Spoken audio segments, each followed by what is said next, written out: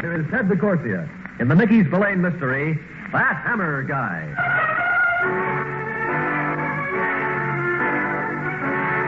Grand Central is as crowded as a Glasgow department store on Frisdale Day. You're broken feeling it through the sardine packed to your train when you're intercepted by somebody's suitcase parked smack in your path, and down you go.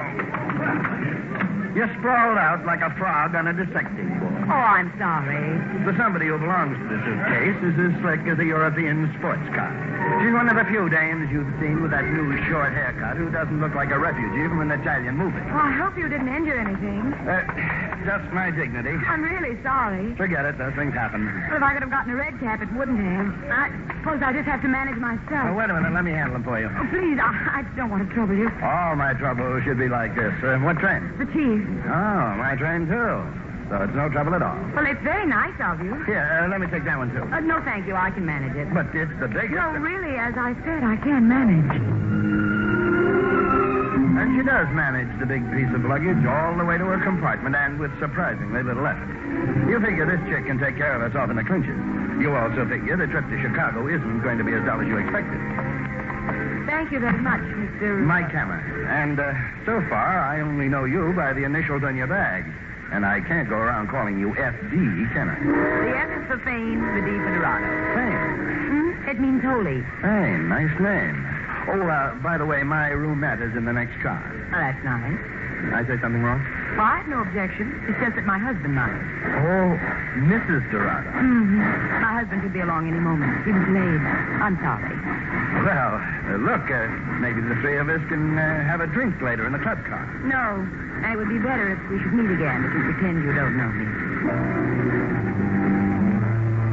Later, you're in the club car, putting your own personal brand on a couple of ponies of bourbon. There are some things about this dame that have made you as curious as a small-town gossip. First, that big grip she insisted on carrying herself. Second, the fact that she told you she was Mrs. Durando when she was traveling with her spouse, when the conductor told you she's Miss Durando and she's traveling solo. The third thing is the swarthy, chunky guy in the gray snap-brim hat. He's tailed you since you left Fane's compartment. And, except to order a drink, he hasn't taken his eye off it. When the curiosity gets to itch like a rash, you go back to her compartment. Yeah? Is this Fane Durando's compartment? That's right. What about it? Well, is she here? She's here. Well, I want to talk to her. Well, go ahead. Talk. Huh? I'm Faye Durando. You said you want to talk to me, so talk. For all you know, this dame could be Faye Durando, but she sure isn't the one you helped, even though they could pass the sisters. Now your curiosity is itching more than ever. You start back for the club car to have a meet with the swarthy guy in the gray hat, but you only get as far as the platform. Every sound has a meaning all its own, and the crack of a gunshot has its own special meaning of disaster. When you get back to the compartment, you find the woman you talked to a minute ago. You find her sprawled out on the seat. This time, she has nothing to say. This time, she's dead. Now the twists start coming as fast as a souped-up jalopy. You can't find the swarthy guy. You can't locate the original Fane Durando. When you get back to your roomette, that big grip of hers is on the chair. When you get it open, you find out that it has nothing but paper in it, but paying paper, the currency of the realm. You don't have to count it, Mr. Hammer. It adds up to exactly 100,000. When you swing around, you come face to face with the first Fane Durando and the nasty nickel-plated automatic she points at. I'm sure I don't have to warn you not to move. I guess so, considering the corpse in your compartment. If you think I did it, you're wrong. You can't prove it by me. She was killed by mistake. I'm the one who's supposed to be dead. They're after me. You arranged for her to take your place, is that it? Yes, but I didn't think they'd kill. I was just playing for time. To get away with this dough? That should be obvious now. It should also be obvious you're going to have a tough sledding from here on in. Maybe impossible without help. Meaning? You've been around. You don't need a floor plan. Now, why should you help me? We're what you might call kindred souls. Two minds with but a single thought. The money. Like I said, you don't need a floor plan. And I can use 50% of that bill. Well, you're asking an awful lot. You don't figure your life is worth $50,000? I guess this is no time to bargain. A deal? All right, a deal. I suppose you want to know where the money came from? Well, partners shouldn't keep secrets from each other, should they? I'm sort of a traveling woman for the syndicate. My job is to make certain stops and deliver cash. For payoff? Yes, but the work started to bore me. And you figure there's no reason for all that money to go to other people. It could just as well be yours, you figure. One big killing in your sight. You come to the right conclusions quickly. How else would I get along? And after the big killing, it's going to be safe in sunny Mexico for you. How'd you know that? The Mexican visa in the grip. You get around. Like I said. I know. How else would you get along? You didn't tell me what your business is ordinarily. Ordinary business, odd jobs here and there, depending on how much they interest. This $50,000 caper is very interesting, I think. It can be more dangerous than interesting, Mr. Hammer. Well, every business is a gamble, I figure, and as long as we're in this business together, suppose you call me Mike and I'll call you Faye. Call me anything you like, just as long as we dissolve our business at the Mexican border. Anything else on your mind? Yeah. Now that we have a good understanding, one more thing. Which is? Get that gun out of my face. A thing like that between us doesn't make for a very sound or trusting partnership. You're in it up to your ears, and you're staying in till the bottom line is reached. There's a killer loose, and you figure he's not stopping until he gets that 100,000 and Faye Durando. And now you're added to his list. The swarthy guy in the gray hat, the guy you pinpointed the killer, doesn't show up again. From Chicago, you and Faye fly to Brownsville, Texas. No sign of the swarthy guy at the Brownsville airport either. But Faye is as jumpy as a gun-shy hound on a firing range. Mike, you're positive he didn't follow us here? Absolutely. But he could have. Look, will you stop worrying? We're okay. He couldn't have. Faye! What? Faye, honey. Well, of all the folks to run into in this little old corral. What? Now, don't tell me you don't remember old George. George Mitchell. None other, honey. Oh, long time no see. Huh? How many years has been? Well, 10, I said. Oh, you're looking prettier than ever. What, you talk about a small world. Yeah. How's the family? Your brother Fred and your pa? They're fine, George. Just fine. Oh, yes, sir. Yes, a small world. Just happened to be here to see an old friend off, and who do I run into but you? Now, this gentleman couldn't be your husband, could he? No, George. This is Mike Hammer, a business associate. Well, pleased to meet you, sir. Mighty pleased to meet you. Thanks, Mr. Mitchell. Oh, just call me George. Everybody calls me George. Friendly state, this Texas of ours, you know. Mighty friendly in the Union. Yeah, I've heard. Well, nice seeing you, George. We've got to be going. Going? We have a reservation at the hotel, and there's some business we have to take care of. Now, honey, there ain't no kind of business that can't wait. Well, this can it, Mike? Oh, all the time. Well, now, you look here, Faye Durando. No friend of mine's going to be holed up in any hotel room. No, sir. Not while I got that big empty house of mine. But, George, No, but... we're only staying I overnight. got a house big enough to hold a rodeo in. So you're not betting down in any hotel, even for just one night. No, sir. It's very nice of you, George, but... Look, I want to show off to you, Faye, honey, and show you what a mistake you made 10 years ago when you turned me down. Maybe you'll change your mind now, huh? Just wait till you see that house of mine. Just you wait. Well, I'd really love to, George, but Mike wouldn't hear of it, I'm sure. Look, Faye, you just don't turn down Texan hospitality. But the reservation... Don't you worry about that. George Mitchell will take care of everything. You just leave everything to old George, huh? He knows how to handle things. I wouldn't bet against it. You sound like a guy who gets along. Well, I gotta admit, I'm eating pretty regular. And you know how I did it, Faye, honey. You'd never guess. Art. That's how little old George did it all, with fine art. You paint? Me paint? Well, I can't even draw a straight line. I've got myself an art gallery 5 years ago, and it's the biggest in the Southwest now. You know anything about art, Mike? Well, you got to see this here collection of mine. Maybe it ain't 57th Street, New York, but it's got a fast turnover, and that's what counts in any business, huh? Every time. Oh, by the way, Fane, what's your line? Well... Luggage, George. Fane and I are very much in luggage. George Mitchell's joint is big, all right. It's all Texan and 100 yards wide. You're surprised the floors aren't carpeted with wall-to-wall money.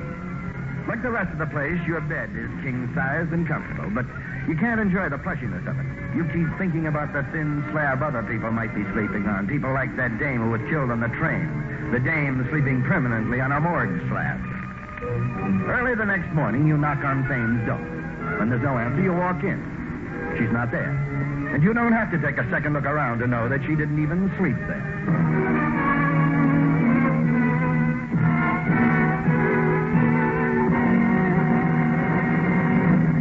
In just a moment, we'll return to the Mickey Spillane mystery, That Hammer Guy. You go to his art gallery to wait for him and you browse around. Like everything else, the gallery itself is oversized. You're only there a couple of minutes when this guy sidles up to you. Now that is what I call a picture. He's gawking at a Renoir. Ain't she a beaut? She's all right. All right. You blind or something? Not when it comes to that picture over there.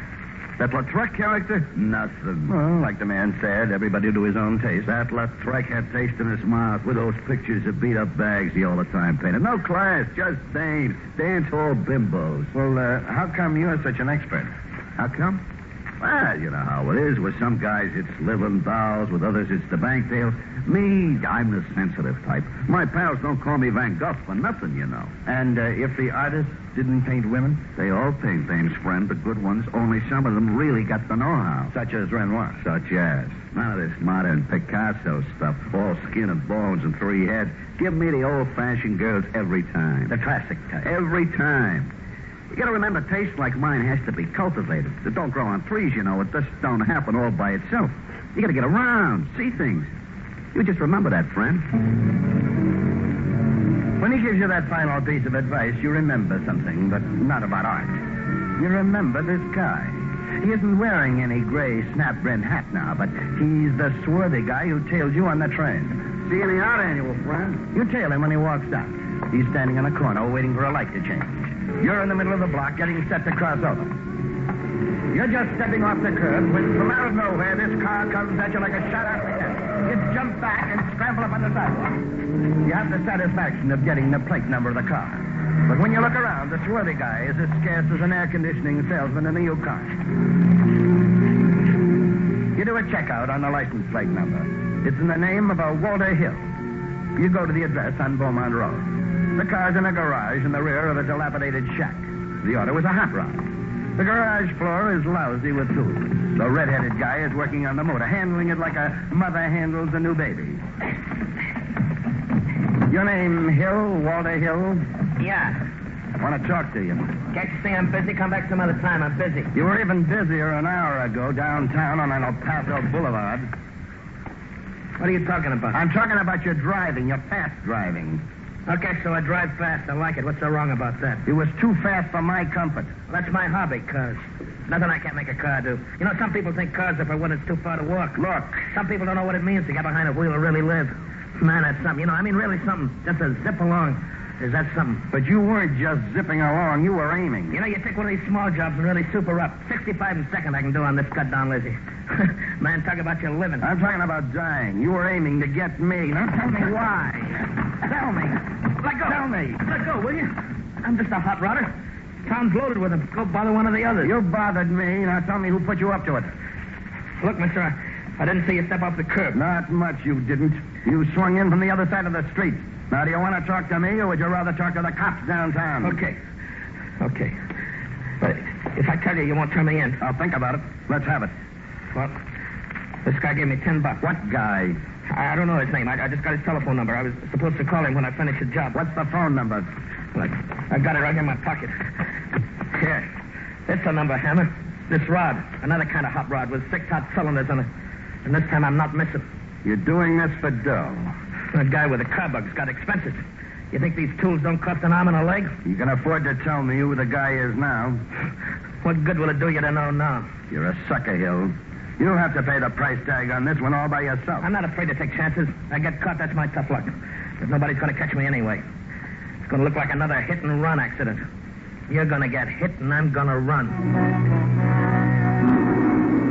Get in, Hammett. You're doing the driving. I'll tell you where to go and when to stop. You slide in behind the wheel. Man, am I going to have a ball. $100. $100. Now you know what you're worth on the open market. This is my best day.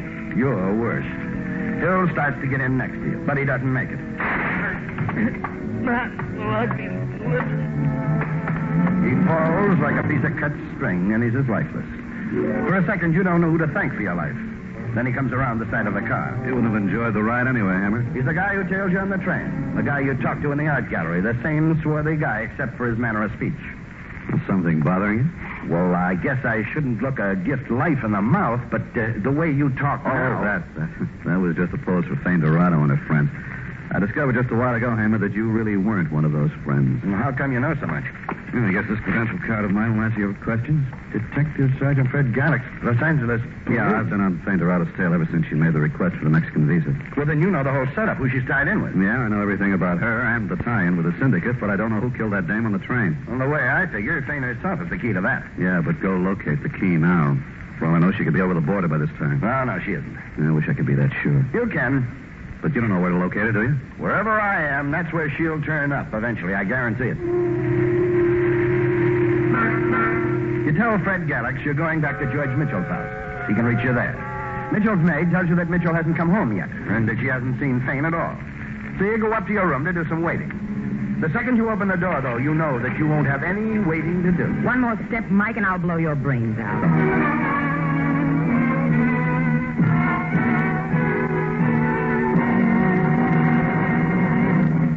In just a moment, we'll return to the Mickey Spillane mystery, That Hammer Guy. And now, back to the Mickey Spillane mystery, That Hammer Guy. Just as you figured it, Faye Durando came back to you. And even though that nickel-plated gun of hers is shoving its nose in your face, you give out with a big, broad smile. You'll be smiling on the other side of your face. You're right, honey. I figured you'd have caught up with me hours ago. Never mind the jokes, just start digging, and you know what I want you to come up with. Gee, honest, you got me there. Stop stalling. I'm in a hurry. Let me have that visa. Oh, that. I'm waiting. The visa. Now, is that a way for partners to act, you pointing a gun at me? It's just where it's going to stay until you hand over my visa. Well, you don't think I'm chump enough to have it on me. Then where is it? Well, like all good investments, I put it in a safe place, and that's where it's staying, Payne, until I get my share of that dough.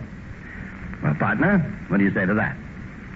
What's there to say? Well, you can show your complete understanding by shoving that gun back in the bag.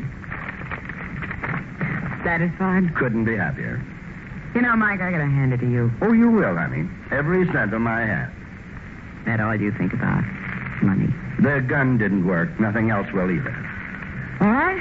Now, let's have our board of directors meeting to discuss future business. Make it short. Well, it'll only take as long as it takes to put that $50,000 in my pocket. You don't have to worry now. You'll get yours. Who's worried? I just want to know when we close the books on this corporation. Tonight, all right? Suits me. Where? And there's a warehouse downtown. I'll tell you how to get there in a minute. But you just make sure you bring that visa. Well, I'll bring it, but you remember your part of the deal. I wouldn't want to lose any of this newfound confidence in my partner. Don't worry. You can count on me, partner.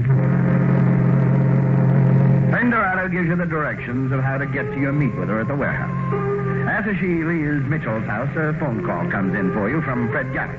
I'm at the Panhandle Hotel, room 456. Got something hotter than a branding iron. Get her as fast as you can make it. You rush over to the hotel to meet Fred Gallix, but you don't make it fast enough. By the time you get to his room, he's there all right, but sprawled out on the floor, an ugly slug hole in his back. When you roll his body over, you spot the pencil stub and matchbook cover clutched in his hand. On the inside of the cover, he'd managed to scrawl something.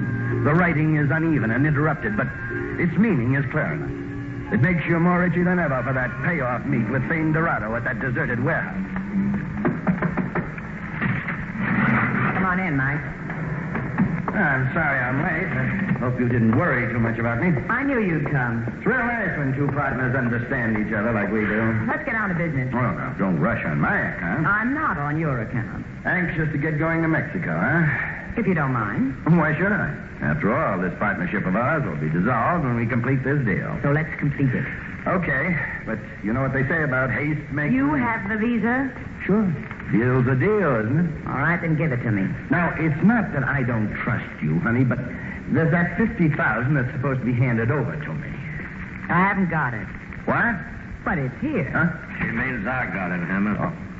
I got it right here in this suitcase. Mitchell. Life's full of little surprises, isn't it, Mike? Like I said, the airport's a small world. You insisted on holding out on my visa. Can you hate me for protecting my interest? I can kill you for it. Now, that gun looks real familiar, Fane. You know what they say, familiarity breeds contempt. Mitchell here is sure to find that out, too. Don't worry your little old head about me. Walt Hill, you hired him to get me. He didn't, so I saved $100. And that gallery of yours. Just the front, Hammer. I know, for the syndicate. But Fane and me are through with the syndicate, aren't we, Fane? That's right, George. Fane and me, we're going into business for ourselves in a little old Mexico. If you make it across the border. Don't you worry about us. We'll make it. You may have to kill others. I don't think so. Just you, Hammer. Maybe you'll get away with it, but killing a cop, that's a hard rap to beat. So you know about Gallix, huh? You're not the only one who gets around, Mitchell. Yeah, but you're through getting around. Isn't that right, Fane? That's absolutely right, George. Right. You see, Hammer? About that dame on the train. Still a small world. I was on that train, too. If the syndicate thought Fane was dead, it'd give us time to skip to Mexico. Pretty neat little plan, huh? You know what they say about the best laid plans of mice and men? I mean rats. Oh, now, is that a nice way to be talking about your ex-partner? Your ex-partner, too, George. What? You heard me, George. Stay right where you are. Oh, Fane, honey, what do I'll you... make it fast, snappy, and unpleasant. Life is full of surprises in such a small world, George. You just got to expect. You shut up. I'm the one who gets the last laugh on both of you. Well, Fast and snappy, I told you. I'm not splitting the money in that suitcase with anybody. I didn't go through all the trouble to give up any of it. Well, what's the idea? The idea, Georgie, is to leave you and Mike here. Well, now, Fane, don't be crazy. You won't get away with it. I'll try. I'll tell you that. I'll try. Well, I'll find you. You try this, and I'll find you, and I'll hound you A down. dead hound can't track anything down. Now, what's so funny? Well, the joke's on you, Fane, honey. I'm the one who gets the last laugh. You want to die laughing? Go ahead, Well, it's laugh. almost worth it. Such a big joke, huh? Money in that suitcase that couldn't get you a ride on a Mexican streetcar, all of it together. What? It's phony. Huh? Counterfeit. You're lying. Well, go ahead, look for yourself. Not worth the paper it's printed on. I made the switch yesterday. I was going to meet you in Mexico City next week, huh? I wasn't ever going to meet you again. Now, I ask you, who's got the last laugh, huh? You stop it. Stop it. I'll kill you just for Oh, laughing. no, you won't. You want that money too bad. You won't do nothing. A real big joke, huh? Enjoy yourself while you can, Mitchell. Well, what's going to stop me now? Fred Gallagher. What? Well, he's dead and you know it. In a way, he isn't. What are you talking about? I'm talking about the gun you're holding. Take my advice. Drop it. Are you crazy? There are cops at every window. Oh, sure. There's one at that window behind you. Of course. You're right. That window there. To your left.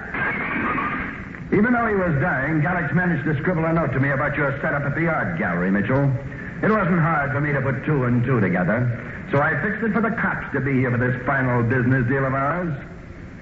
Now I ask you both, who's got the last laugh?